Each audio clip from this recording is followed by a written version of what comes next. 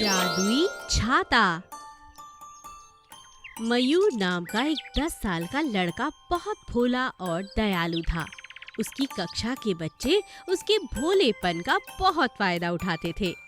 किसी भी बच्चे को कुछ भी चाहिए होता तो वो मयूर से ही मांगता।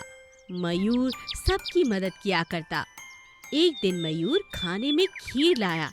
खीर की खुशबू दूसरे बच्चों तक पहुंची। वाह मयूर, आज तो तेरे टिफिन से खीर की खुशबू आ रही है। हाँ, आज मैं खीर लाया हूँ, खाओगे क्या? हाँ हाँ खाऊंगा, लाओ लाओ। इस प्रकार सब बच्चों ने मिलकर मयूर की सारी खीर खा ली। एक दिन मयूर ने देखा कि उसकी कक्षा की एक लड़की परेशान है। मालती, क्या हुआ? तुम परेशान लग रही हो। मेरा टिफिन किसी ने निकाल लिया है, मैं अब क्या खाऊंगी? मुझे बहुत भूख लगी है। मेरे पास एक सेब है, तुम वो खा लो। मयूर ने मालती को सेब दे दिया। मालती ने उसे खुशी खुशी खा लिया। छुट्टी का दिन था। सब बच्चे अपने अपने घरों की ओर भागे। मयूर भी भागा। तभी मयूर को एक परी मिली। मयूर, ये लो, इस छाते के नीचे आ जाओ, ये तुम्हें भीगने नहीं देगा। पर मैं आपसे छाता कैसे ले सकता हूँ? अगर आप मुझे अपना छाता दोगी तो आप भीग जाओगी। मैं नहीं भीगूंगी, मेरे पास बहुत से छाते हैं, तुम ये छाता ले लो। मैं ये तुम्हारी अच्छाई और भलाई की आदत की वजह से तुम्हें दे ही कहोगे, ये वही करेगा। ऐसा कहकर परी गायब हो गई। मयूर घर की ओर चल पड़ा।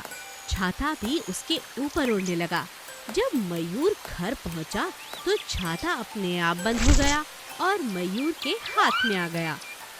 इतने सुहाने मौसम में तो समोसे खाने का मन कर रहा है। समोसे खाने हैं? ये लो समोसे। छाते के ऐसा कहते ही समोसे के पैकेट मयूर के हाथ में आ गए। ये बात राहुल ने देख ली। ये मयूर का छाता अपने आप बंद हो गया और उसके हाथ में आ गया, समोसे भी दे दिए। ये तो बड़ी अजीब बात है। लगता है कि ये जादुई छाता है। अरे इस बुद्धू को जादुई छाते की क्या जरूरत? ये तो मेरे काम की चीज है। शाम को सबकी नजर बचाकर राहुल, अरे ये तो मेरा छाता है, ये तुम्हारे पास कैसे आया? जैसे मालती का टिफिन मेरे पास आ गया। राहुल, तुमने चोरी की। ये छाता जादुई है ना, मुझे बताओ कि ये कैसे खुलता है? जैसे ही राहुल ने छाता आगे किया तब छाते में से आवाज आई। हाँ, मैं जादुई छाता हूँ, पर मैं केवल मयूर का छाता हूँ और उसी की बात मानूंगा। तुम भागो यहाँ से, वरना मुझे पिटाई करनी भी आती है। इतना कहकर छाता उड़कर मयूर के हाथ में आ गया। अच्छे कर्मों का नतीजा हमेशा अच्छा होता है।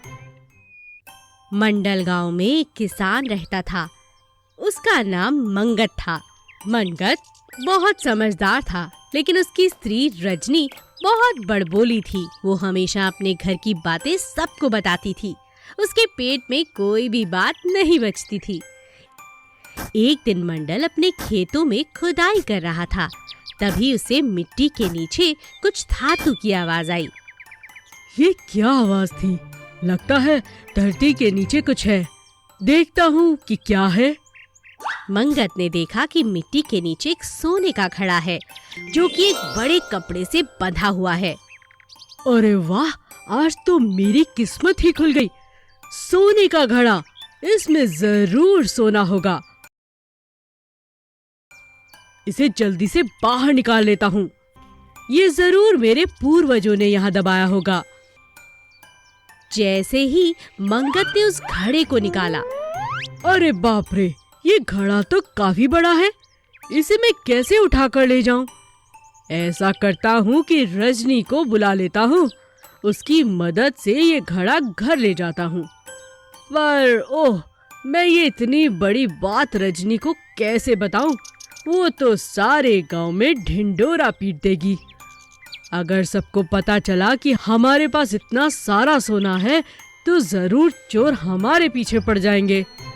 मंगत सोच समझकर मिट्टी में वापस घड़े को दबा देता है। कोई तिगड़म लगानी होगी, रजनी के बिना ये काम किसी और से